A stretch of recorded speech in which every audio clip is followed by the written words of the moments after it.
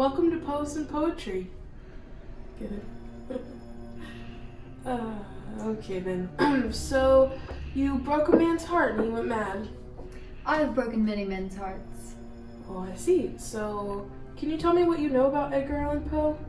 Well, he created me to deplete his own personal insecurities.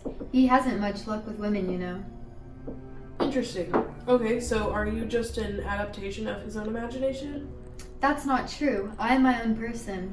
Okay, sure. So, in the poem, the Raven, this madman, so to speak, that's head over heels in love with you, that is Edgar Allan Poe, correct? No one knows for sure, but it's extremely likely.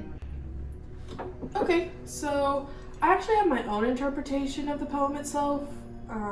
When the Raven quoth nevermore, I think that actually means he's saying nothing, and this madman knows the bird isn't saying anything, but is falling into the spiral of loss and grief from losing you and ultimately making him a madman. What do you think? That's one way to make me feel bad. Poetry is all up to interpretation, correct? That is right. What if the bird was actually me? How so? I never listened to the man. He always talked so much nonsense.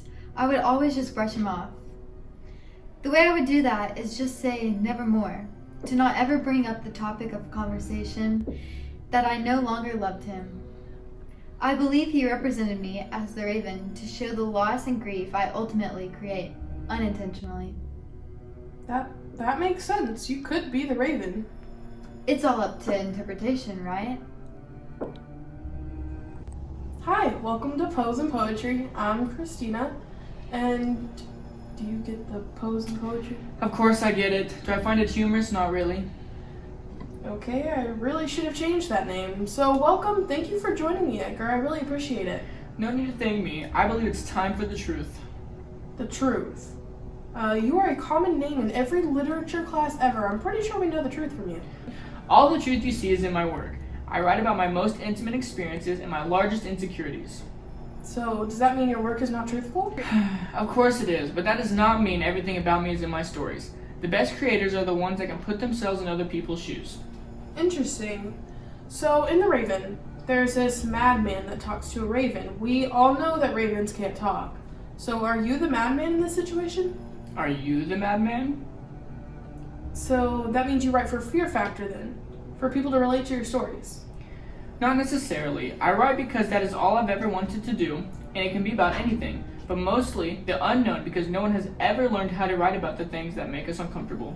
Is the raven a curse? Is the raven some sort of imagery or metaphor?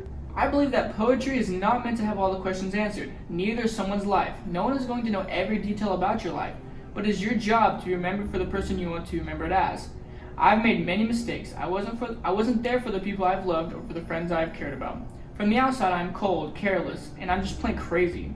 If I was just crazy, why would so many people be drawn to my poetry? Maybe for the fascinations or the taboo origins of your stories? Maybe. Maybe it's because of the relativity of loss or grief within this particular poem. All of the poems have different references to pain and hardships that people go through in life. We all have stories. We all have something to take away from these stories. The Raven just happens to hit home for the people who have lost someone and maybe even reassure them that they're not alone and it is okay to feel this madness. Okay, that makes sense. Thank you so much for this, and because of this clarification, I feel much more drawn to the context within these stories rather than the dark nature of the poetry itself.